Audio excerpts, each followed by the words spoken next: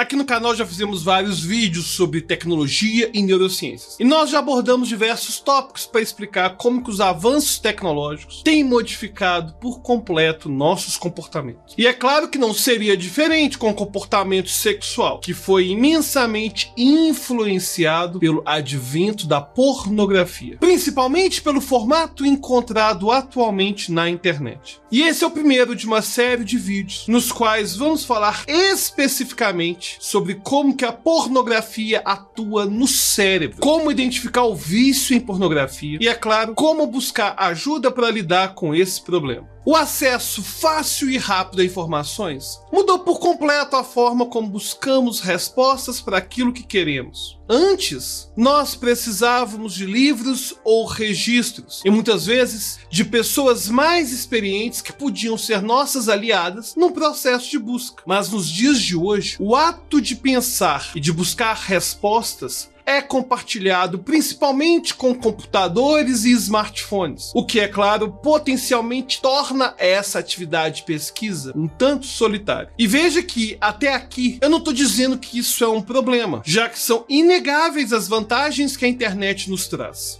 Por exemplo, para fazer os vídeos aqui do canal, claro que a internet é uma grande aliada, e sem ela, a quantidade de vídeos por semana teriam que diminuir, ou os vídeos não trariam a mesma quantidade de informações que eles trazem. Ou seja, há benefícios bem visíveis na facilidade e na velocidade do acesso à informação. Quando analisamos as características do consumo de pornografia, vemos algumas semelhanças com a forma como a busca por informações foi modificada. Afinal, atualmente, qualquer pessoa com um dispositivo com acesso à internet pode, em poucas horas, acessar mais conteúdos do que alguém de décadas atrás conseguiria ver numa vida inteira. Mas além da facilidade de acesso, também observamos uma outra semelhança, a característica solitária dessa prática. Assim como a busca por informações passou a ser facilmente acessada por qualquer um que tenha um dispositivo eletrônico, o comportamento sexual, para muitas pessoas, passou a se resumir a uma tela de computador ou uma tela de celular. O problema nesses casos não está na pornografia em si, mas na substituição do sexo com parceiros pela masturbação ao assistir vídeos. E é claro que não estamos dizendo que qualquer um que assista pornografia está tendo problemas, mas nessa série vamos sustentar a posição de que a pornografia é sim um assunto que deve ser discutido publicamente, uma vez que ela pode trazer muitos, mas muitos prejuízos. Como já falamos naquele vídeo sobre pornografia e o cérebro, um dos primeiros vídeos aqui do canal, não existe um consenso de que existe algo que podemos chamar de vício em conteúdos pornográficos. Porém, nessa série nós vamos partir da posição de que existe sim um vício e que tem um impacto real no bem-estar das pessoas. E aliás, pode estar afetando pessoas próximas a você sem que você nem saiba. E não existe só um vício, como outros problemas associados. Mas vamos lá, vamos pensar sobre o porquê de a pornografia ser um comportamento tão buscado por seus usuários. Se formos pensar em nível cerebral, não tem como falar de vício sem lembrarmos o sistema de recompensa, no qual processamos situações consideradas prazerosas que temos motivação natural para buscá-las. E uma área bem importante dentro desse sistema é o estriado ventral. E o motivo de ele ser tão essencial para entendermos o consumo de pornografia é porque ele está relacionado não só a comportamentos prazerosos, mas também com vínculo social, como por exemplo com membros da família e com pessoas pelas quais nos apaixonamos.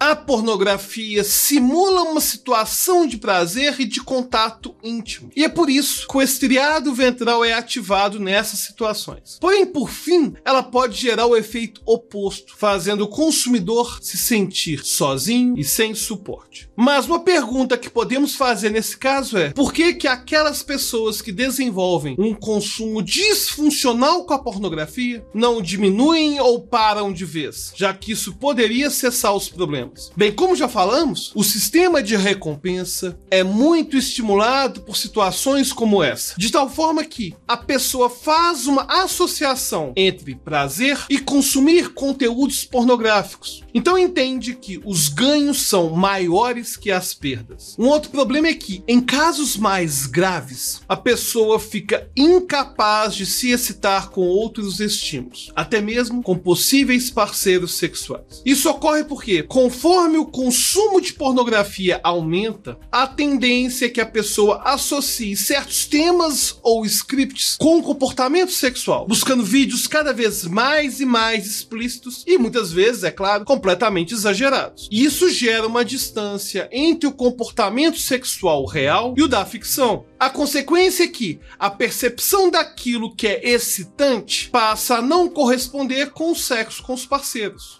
E os problemas não param por aí. Outra coisa que pode ser prejudicada é a nossa capacidade de sentir prazer com pequenas coisas do dia a dia. Por sorte, algumas pessoas que se afastam por um tempo do consumo de filmes adultos já começam a ter benefícios, como voltar a se atrair sexualmente por quem se atraía antes. Mas voltando ao que estávamos respondendo, um dos motivos dos consumidores crônicos de pornografia não diminuírem o consumo é porque é uma prática que se retroalimenta.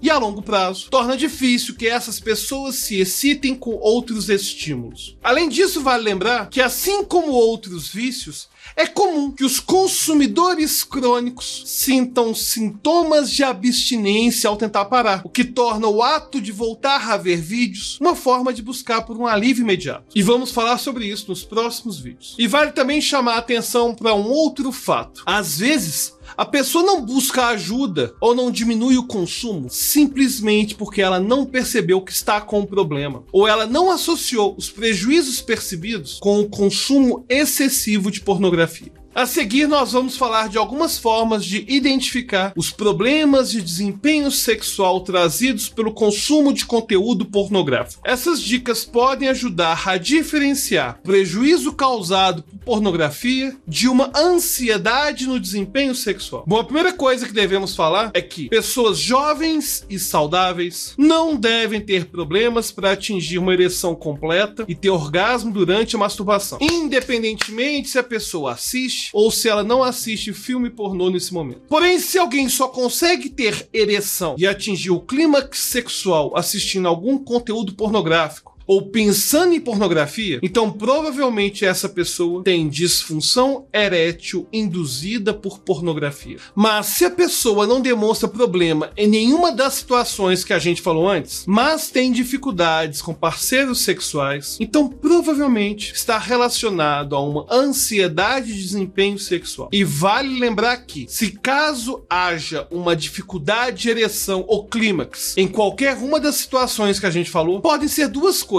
ou uma disfunção progressiva causada pela pornografia, ou um problema fisiológico. E nesse caso, o médico precisa ser consultado. O primeiro passo para tratar um problema é identificar a natureza do problema. E nesse primeiro episódio sobre pornografia, nós buscamos trazer os elementos essenciais para a compreensão dos prejuízos causados pelo consumo de conteúdos pornográficos. Nos próximos vídeos, nós vamos abordar esses problemas de maneira bem mais detalhada, além de chamar, é claro, a atenção para outros pontos muito importantes e frequentes e sugerir formas de tratamento. E você, conhece alguém que tem problema com pornografia? Já sentiu que está tendo dificuldade de ter relações sexuais pessoais devido ao consumo de pornografia? Deixa aí seu comentário. Se você quiser deixar perguntas sobre esse tema ou até mesmo sugerir os temas dos próximos vídeos dessa série, só deixar o comentário. Agora, logicamente, se você quiser debater diretamente comigo e com a nossa comunidade sobre esse tema, aí tem que virar apoiador, né? Clica no link da descrição, participe da nossa campanha do Apoia-se e a gente se vê lá no grupo secreto e exclusivo de apoiadores lá do Telegram. Até a próxima!